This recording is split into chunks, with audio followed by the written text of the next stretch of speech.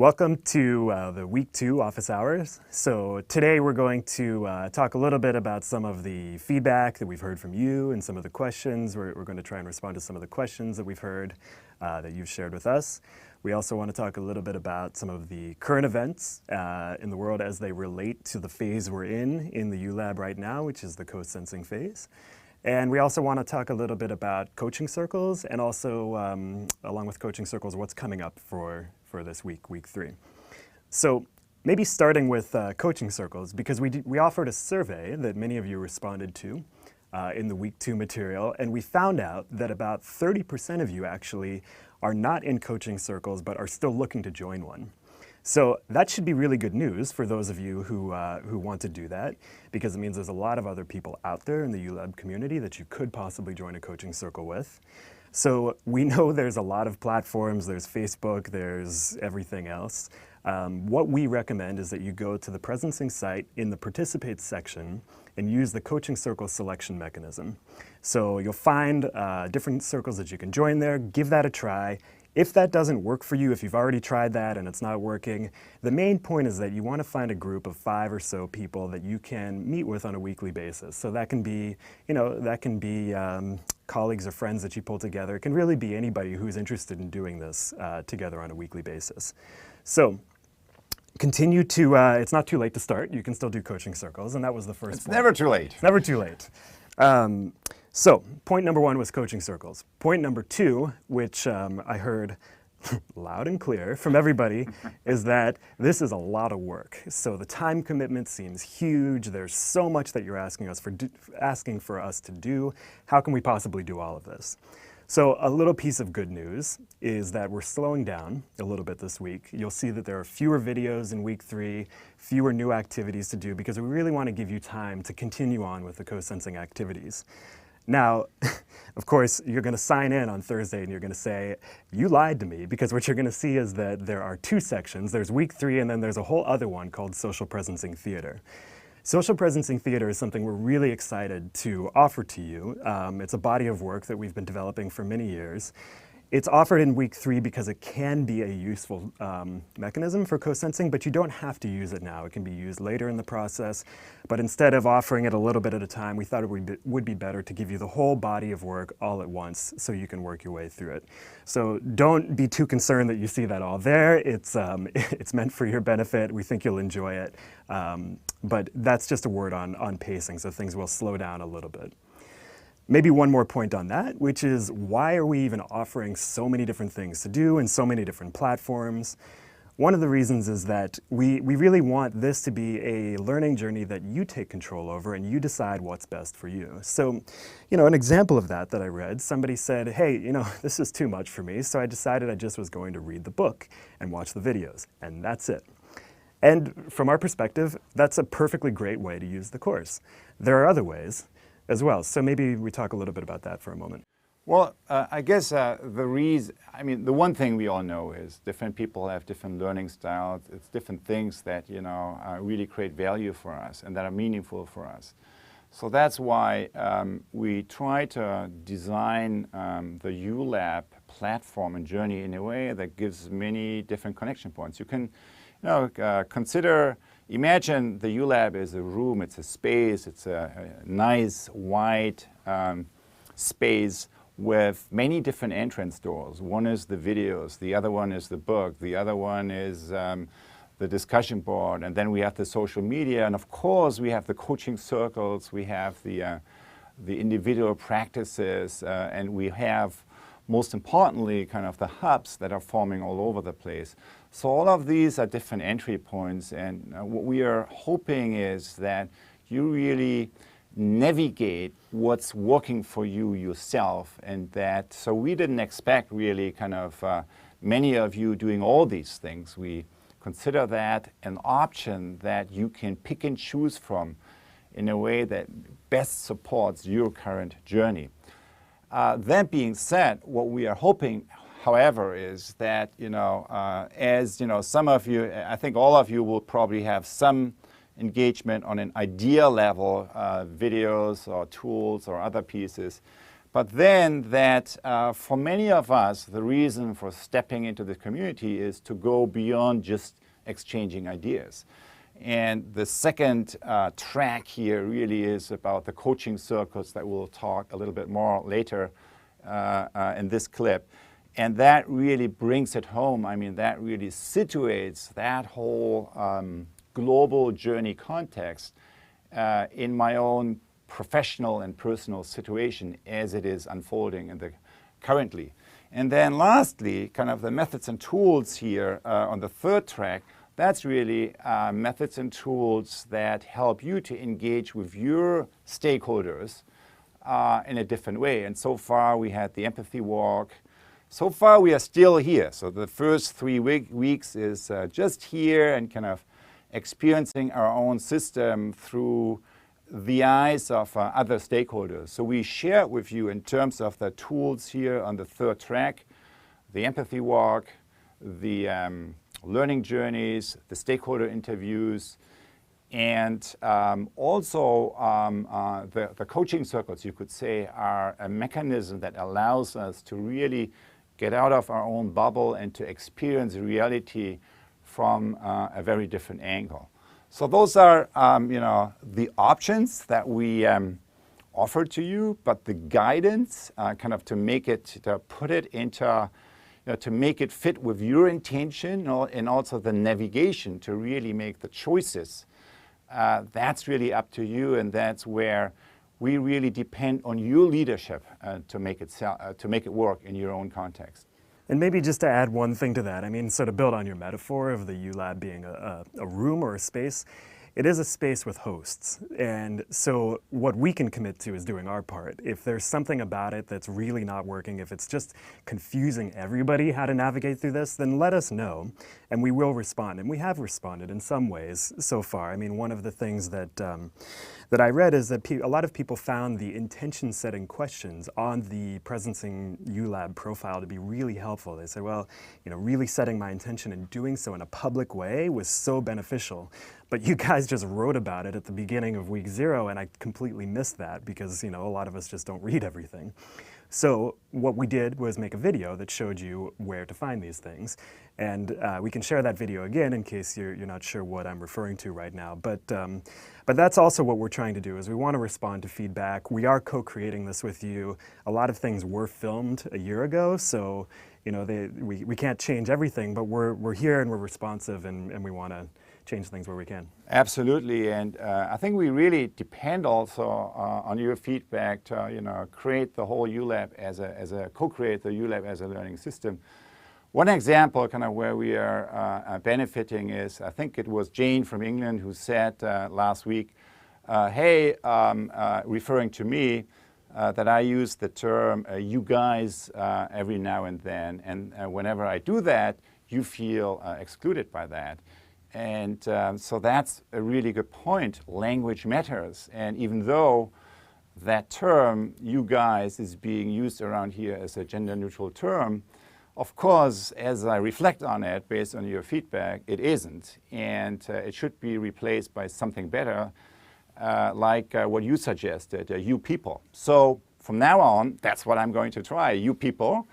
And so whenever you hear me saying in some of the pre-recorded material, you guys, just keep in mind that I wished, in retrospect, that I would have said, not you guys, but you people. All right.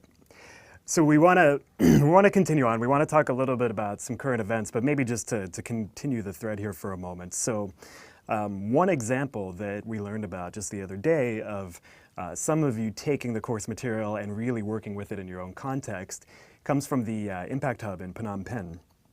So I just want to share this with you because I think it's a great example of how you can make the course material work for you. So they share this on Facebook. You can read the whole thing on the Facebook group. I'll just summarize a little bit of it. They said, after the first live session, we realized that our participants really show an interest for the course, but we feel they're expecting more concrete examples from the field, from our country. So that was the first point.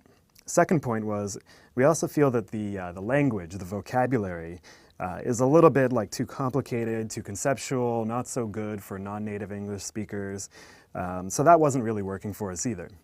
So rather than just stopping there, they decided that they would do something about it. So what they did was they said, we decided to really reformulate the questions using simpler words and to really ground it in local examples having to do with Phnom Penh. So what we did was ask participants to observe Phnom Penh with new eyes and to suspend their voices of judgment. So there were about 23 people who were doing this, and some of the questions that they were asked to address were, what bothers you in Phnom Penh? Put yourself in the body of an element of the city and describe your feelings. And one of those elements, I think, was a fish. I don't have And the it's exact Jinky River, the So- nickname of a canal. something that I think many of us can relate to. And the third one was, where would you like your children to grow up? So these questions were put to the participants, and then they said, and then we asked everybody to form into small groups and to go deeper. So I think that's a great example of really taking this into your own hands. I mean, there's 183 countries represented in ULab. We certainly can't present examples from every country, but you can. So I think that's a fantastic way of working with the material. It's a really fantastic way, and it's really also pushing the envelope, and it's really enhancing the quality of methods and tools that we are applying here as a community. And what you guys did in you people did in prototyping that is really to also apply what is known as biomimicry. So basically applying empathy not only to other people, but also to all other living beings around us, or as you describe here, even to monuments. So one of the sentences that came up is, I am the Independence Monument, and every day I see big traffic jam around me. I feel very stressed. So those are great examples how we try to surface and connect with the reality around us, not just kind of from the outside by watching stuff with our external observation, but really tuning into the feeling reality of the living and non-living beings around us. So that's a great way of really moving our own body of methodology forward. And that's applying to the local level. And of course, you can also apply the same thing onto the national or the global level and look at whatever happens in the context of your organization or in the context of international economy or politics, apply the same deeper sense-making lens. An example of that is, many of you have been doing your empathy journeys with refugees in your own community, and then last week the Volkswagen diesel deception scandal hit the news, and in a blog kind of that I posted yesterday, I tried to compare these two patterns, these two systemic patterns that we see. On the one hand, the open-hearted response to the refugee crisis in parts of Europe, and on the other hand, the abscessing example of how a big system like Volkswagen responded to the environmental situation and the ecological challenges that we face as a community. So you will find more of that, but the point is that apply the lens of co-sensing, the lens of recognizing the deeper patterns of presencing, but also of absencing and the reality around us, and also the reality that we participate in co-creating. Try to apply it to whatever happens in your life and to share it in your own hub, in your own circle, because that's what creates the connection which later on allows us to go to the next step. Great. So we will post that article just underneath this video on the course info page so you can read it.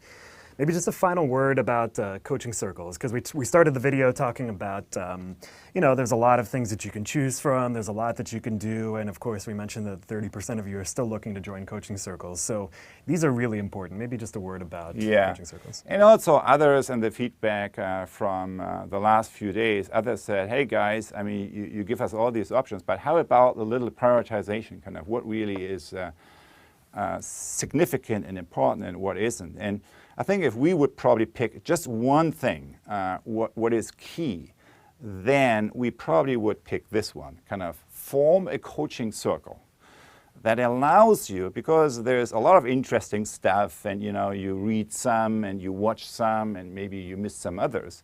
But at the end of the day, you want to apply these bigger picture conversations to the transformation that happens in your own life and in your own relationship and in your own, both personally and professionally. And that's what happens in the coaching circles. So if you find the instructions for the coaching circles, I think it's 2 videos. We have posted that in week 1. Yep. And then there is a 1-page handout, just a 1-page, kind of the 7 steps. So that's all you need, really. And as you move into that, keep in mind what we learned in many groups who have launched into that and moved through their first, their second learning cycle. 2 or 3 things. Number 1, there's a steep learning curve. The first session is good or great, but the next session often is even much better. So there is kind of, you build a container within that group that you keep refining and cultivating. Number 2, to make it work, make sure you have like quality time and quality space, one way or another, kind of just to tune out the usual distractions we often have. Number 3, make sure that you apply high quality listening, which really means listening with your mind and heart wide open, which translates into 0 judgment, 0 voice of judgment, and 0 cynicism, 0 kind of disconnect. And I am not just talking about saying cynical things. It's kind of the experience, it's kind of the listening that you apply. And we really need to be disciplined, because if we are not, it can be really hurtful and damaging kind of to the situation that's unfolding. So it's something we really need to be disciplined and thorough around. And then the last one, of course, on the side of the case giver, to have the courage to go to the real edge. Kind of that requires you to, the courage to show your vulnerability, to show where your own learning edge happens, where your own kind of letting go and letting come happens in a professional, in a personal, or in another kind of situation. So if you keep these few things in mind, we know great things will happen. And that's probably, if we had to give, one piece of advice, what is it we would prioritize? It's certainly this, that's really kind of the heart of this process. And if you haven't found a group, that's no problem. Find your partners now and move into the first case clinic and then over the next few days. Enjoy.